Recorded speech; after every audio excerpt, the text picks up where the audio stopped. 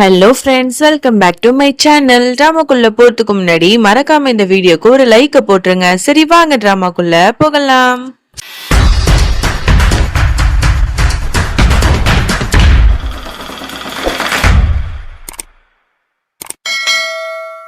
Starting சீன்ல நம்மளோட சித்தார்த்தையும் ரோஹிணியை தான் காட்டுறாங்க. அவங்க ரெண்டு பேருக்கும் கல்யாணம் முடிஞ்சிருக்கும் இல்லையா, அதனால அவங்க ரெண்டு பேரும் ரூமுக்கு வராங்க. பார்த்தா பயங்கர ஷாக்கு. அந்த ரூம் முழுக்க பூக்களால அலங்கரிக்கப்பட்டிருக்கு. இதெல்லாம் பாக்குற அவங்களுக்கு ஒரு மாதிரி தர்ம சங்கடமா இருக்கு. ஒருத்தருக்கு ஒருத்தர் ஒன்னும் பேசிக்காம அப்படியே நிக்கிறாங்க. அவங்க ரெண்டு பேரு கைகளும் அப்படியே உரசிக்குது. அதுக்கப்புறம் இங்க சித்தார்த் சொல்லிட்டு இருக்கான், ரோஹிணி நான் என்ன சொல்றதுன்னு தெரியல, உன்னோட விருப்பத்தை நான் கேட்காமலேயே உன்னோட நெத்தியில குங்குமத்தை வச்சுட்டேன், நீ ஒண்ணு என்ன எதுவும் தப்பா நினைச்சுக்கலையே அப்படிங்கிற மாதிரி ரொம்ப வருத்தமா கேக்குறான். உடனே அவ சொல்றா, ஐயோ அப்படிலாம் இல்ல சித்தார்த், நீங்க சுச்சுவேஷனால தானே அப்படி பண்ணீங்க, சோ எனக்கு இதுல எந்த பிரச்சனையும் இல்ல அப்படிங்கிற மாதிரி அவளும் சொல்லிடுறா. அப்படியா அப்படின்னு சொல்லிட்டு ரெண்டு பேருமே நல்லா பேசிக்கிறாங்க. அதுக்கப்புறம் பெட்ல போய் உட்கார்றாங்க. ஒருத்தருக்கு ஒருத்தர் அப்படி பாத்துட்டே இருக்காங்க. நம்மளோட ரோஹிணிக்கு ஒரு மாதிரி இருக்கு, நர்வஸா இருக்கா. டக்குன்னு சித்தார்த் அவளோட பக்கத்துல உட்கார்றான். இவளுக்கு ஒரு மாதிரி இருக்கு, இவன் என்ன பண்ண போறான் அப்படிங்கிற மாதிரியே பாத்துட்டு இருக்கா. அப்பதான் அவன் சொல்றான், நம்ம ரெண்டு பேரும் ஃப்ரெண்ட்ஸா இருக்கலாமா அப்படின்னு சொல்லிட்டு கை கொடுக்குறான். இவளுக்கு ரொம்பவே சந்தோஷமா இருக்கு. இருக்கலாமே அப்படின்னு சொல்லிட்டு ரெண்டு பேரும் ஃப்ரெண்ட்ஸ் ஆயிடுறாங்க.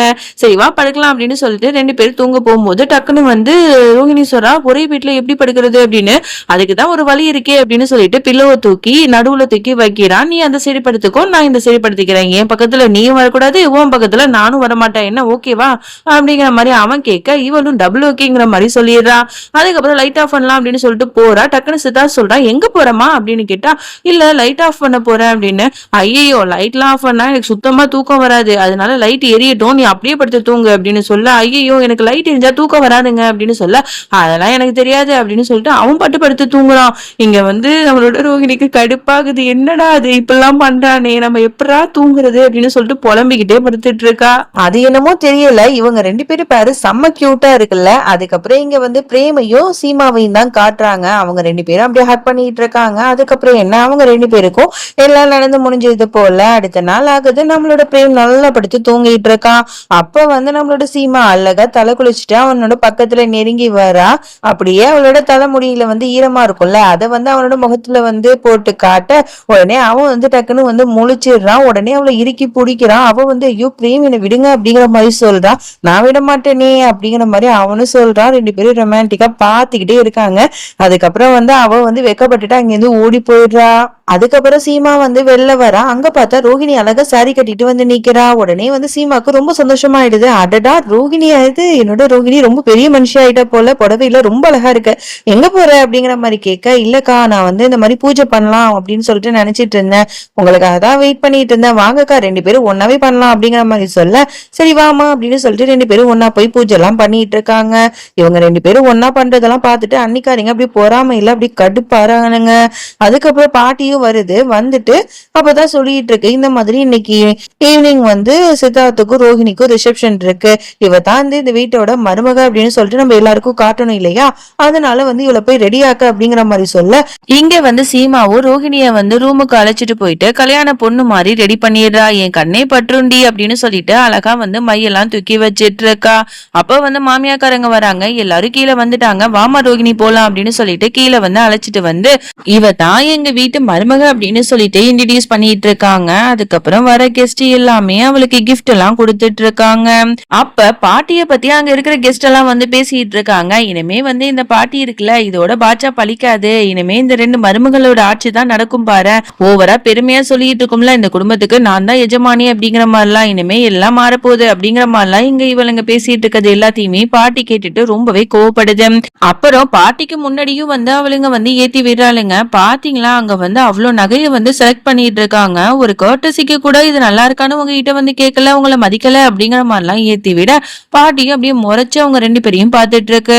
அப்பதான் சீமாவும் ரோகிணியும் பாட்டி பக்கத்துல பாட்டி இந்த ரெண்டு நகையில எது நல்லா இருக்குன்னு நீங்க சொல்லுங்க, நீங்க எந்த நகையை சூஸ் பண்ணி தரீங்களோ அதை தான் நானும் ரோகிணியும் எடுத்துப்போம் அப்படிங்கிற மாதிரிலாம் சொல்றா. இதை கேட்ட பாட்டிக்கு ரொம்பவே பெருமையா இருக்கு. உடனே அவங்க ரெண்டு பேருக்கும் நகையை எடுத்து கொடுத்துட்டு, இந்த மாதிரி தப்பா பேசுனாங்களே அவங்க முன்னாடி கெத்து காமிச்சிட்டு இருக்கு. அதுக்கப்புறம் வந்து இங்க வந்து அன்னிக்காரிங்கெல்லாம் வந்து புலம்பி பேசிட்டு இருக்காளுங்க. இந்த வந்து புதுசா வந்து 2 மருமகளுக்கு எவ்வளவு காஸ்ட்லியான நகைய வந்து உங்களோட அம்மாக்காரங்க குடுக்குறாங்க. இதுவே வந்து எனக்கு இந்த வீட்டுக்கு நான் புதுசா வரும்போது இந்த கேவலமான இத்து போன செயின தான் குடுத்தாங்க அப்படின்னு சொல்லிட்டுலாம் அன்னிக்காரி புலம்பிட்டு இருக்க. புருஷக்காரனும் அதெல்லாம் வந்து அவங்க நடந்துக்கிறத பொறுத்து தான் இருக்கு அப்படின்னு சொல்லிட்டு வெறுப்பேத்திட்டு போறாரு. இதெல்லாம் பார்க்கும்போது உங்களுக்கு செம்மையா காண்டாவுது. அப்படியே எங்க சீமாவை தான் காட்டுறாங்க. அவ வந்து எல்லா வளையலையும் கழட்டிட்டு இருப்பா. அப்ப வந்து ஒரு வளையல் வந்து உடைஞ்சு எல்லாம் கீழே விழுந்துரும். அது எல்லாத்தையும் எடுக்க போகும்போது கரெக்டா வந்து பிரேம் வந்துட்டு அந்த எல்லா வளையலையும் எடுப்பான். ஒரு உடைஞ்ச வளையல பார்த்துட்டு என்னோட எஜமானியோட கையில இப்படி வளையல் கீறிடுச்சே, இந்த வளையல நான் சும்மா விட மாட்டேன் அப்படிங்கிற மாதிரிலாம் பேசிட்டு இருக்கான். போதும், நீங்க எதுக்கு வந்து இப்படிலாம் பேசுறீங்கன்னு எனக்கு தெரியுது, நானே போட்டுக்கிறேன் அப்படிங்கிற மாதிரி சொல்ல, இல்ல நான் தான் போட்டு விடுவேன் அப்படின்னு சொல்லிட்டு பிரேம் வந்து அழகா வந்து அவளுக்கு வளையல்லாம் போட்டு விட்டுட்டு இருக்கான். ரொம்ப கேரிங்கா, ஏன் பிரேம் என்ன இந்த அளவுக்கு காதலிக்கிறீங்க அப்படிங்கிற மாதிரி அவ கேட்க, என்னன்னு தெரியல சீமா, உன் மேல வந்து எனக்கு அவ்வளவு அன்பு அவ்வளவு பாசம், அது ஏனே தெரியல, இது எப்பவுமே இருக்கும் அப்படிங்கிற மாதிரிலாம் அவன் சொல்லிட்டு இருக்கான். அப்படியே இங்க சித்தார்த் ரூம்ல தான் காட்டுறாங்க. அவன் வேலை பார்த்துட்டு இருக்கான். அப்ப வந்து ரோஹிணி வந்து ட்ரெஸ் எடுத்துட்டு எப்படிதான் ட்ரெஸ் மாத்துறது, இவர் எப்படி வந்து வெளில போறது அப்படிங்கிற மாதிரி யோசிச்சுட்டு இருக்கா. உடனே வந்து சித்தார்த், கொஞ்சம் வெளில போறீங்களா, நான் ட்ரெஸ் சேஞ்ச் பண்ணணும் அப்படிங்கிற மாதிரி சொல்ல, ட்ரெஸ் சேஞ்ச் பண்ணுமா, பண்ணிக்கோ, நான்லாம் போக மாட்டேன் அப்படிங்கிற மாதிரி சொல்றா. என்ன நீங்க போலீனா நான் எங்க போய் பண்றது, போங்க அப்படின்னு சொல்லிட்டு சொல்றா. உடனே அவனும் கடுப்பாய் சரி போறேன் அப்படின்னு சொல்லிட்டு அவனும் வெளில போயிடுறான். வெளில போயிட்டு ரொம்ப நேரமா வெயிட் பண்ணிட்டே இருக்கான். ரோஹிணி வந்து வெளிலயே வரமாட்றா. இவ என்னடா இது, கதவை திறக்கவே மாட்றா, 10 நிமிஷத்துல வந்துருவான்னு பார்த்தா 1 மணி நேரமா காக்க வச்சுட்டாலே அப்படிங்கிற மாதிரி இவன் யோசிச்சுட்டு இருக்கான். அப்ப வந்து அன்னிக்காரிங்க எல்லாம் வராளுங்க. என்ன சித்தார்த், ரூமுக்கு உள்ளாக்க இல்லாம வெளில வந்து நிக்கிற, என்ன அப்படிங்கிற மாதிரி கேட்க, இல்ல இந்த மாதிரி ரோஹிணி வந்து ட்ரெஸ் சேஞ்ச் பண்ணணும்னு சொன்னா அதான் வெளில வந்தேன் அப்படின்னு சொல்ல, என்னடா இது புதுசா இருக்கு, பொண்டாட்டி தானே அவ, அப்படி இருக்கும்போது அவ ஓ முன்னாடி ட்ரெஸ் மாத்தினா என்ன, இதெல்லாம் நாங்க தான் சொல்லணுமா என்ன, நீ தான் புரிஞ்சுக்கணும் அப்படின்னு சொல்லிட்டு சிரிச்சிட்டு போயிடாளுங்க. இவனுக்கு என்ன பண்றதுன்னே தெரியல, வெக்கமா வருது. அதுக்கப்புறம் கடுப்பாயி, ஐயோ ரோகிணி வரப்போறியா இல்லையா அப்படின்னு சொல்லிட்டு கதவை தட்டிட்டே இருக்கான். அவளும் வந்து புடவை உடுத்தினது பாதி உடுத்தாதது பாதின்னு சொல்லிட்டு வந்து கதவை திறக்கிறான்.